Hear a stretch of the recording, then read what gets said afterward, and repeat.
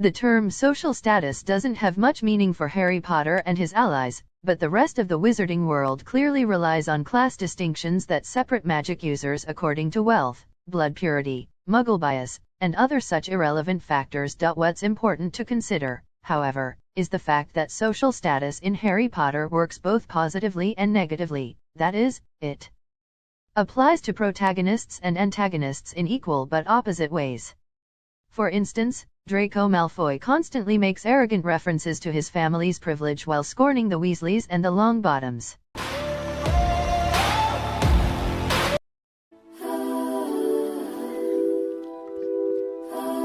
Luna Lovegood spends most of her early childhood being mocked and teased by her peers, if not for her wildly unbelievable stories then for her vegetable-themed jewelry.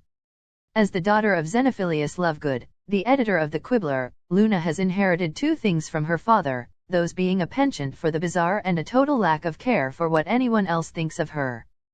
The Lovegoods are far from prestigious in the wizarding world, but they're quite happy with themselves. But you will, because you're wrong. The Longbottoms were once a famous family, but their reputation has waned ever since Frank and Alice Longbottom are admitted to St. Mungo's. Neville's apparent feeble nature doesn't make it any easier for him at Hogwarts, and, although he bravely takes a stand against the Golden Trio in the first year, he is outclassed by Hermione. Neville is given the chance, over and over again, to switch over to Lord Voldemort's side, with the Dark Lord himself handing the invitation on a silver platter.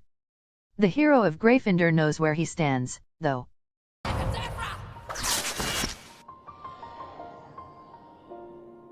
Sirius is born, unfortunately by his own admission, into the elite black family, so focused on their lineage that their motto is Toujours pur, French for forever pure.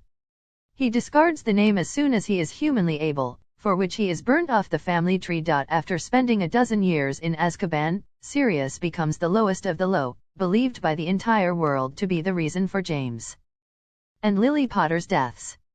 He later frees himself and returns to Grimmauld Place, where he can at least order Creacker around. Anything. Snape. As a Hogwarts professor, Snape is respected throughout the wizarding world, who simultaneously watch him with a wary eye. Nobody's sure where the potions master's allegiance truly belongs, except for the person it belongs to.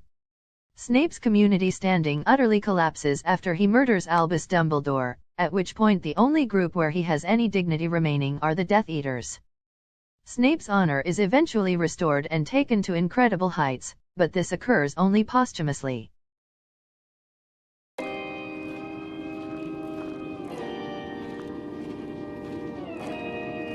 As one of the Golden Trio, arguably the weakest in magical aptitude, Ron Weasley's potential explodes the day he meets Harry Potter on the Hogwarts Express.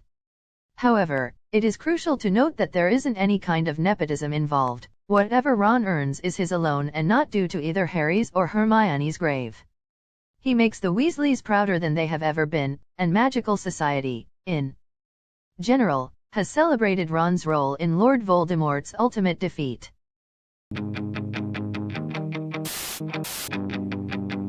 Something isn't right. The Malfoy family is more of a dynasty than anything else, considering how far its powers extend. Draco's grandfather, Abraxas, is politically well-connected, as is his father Lucius. In fact, the latter is the chairman of the Hogwarts Board of Governors, a group of powerful witches and wizards in charge of the school's administrative and bureaucratic functions. Draco's status is an extension of his ancestors, as this is what draws Crabbe and Goyle to him at Hogwarts. At least he's matured into something a lot less arrogant. Filthy little mudblood. It can be argued that Hermione's existence is as important to Dumbledore's plan as Harry, something the headmaster did not consider when Voldemort is destroyed by Lily's sacrifice.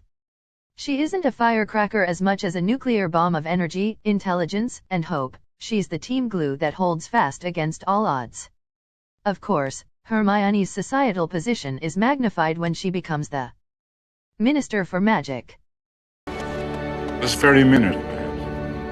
Albus Dumbledore is, without the shadow of a doubt, the most powerful magic user in the Harry Potter universe bar none.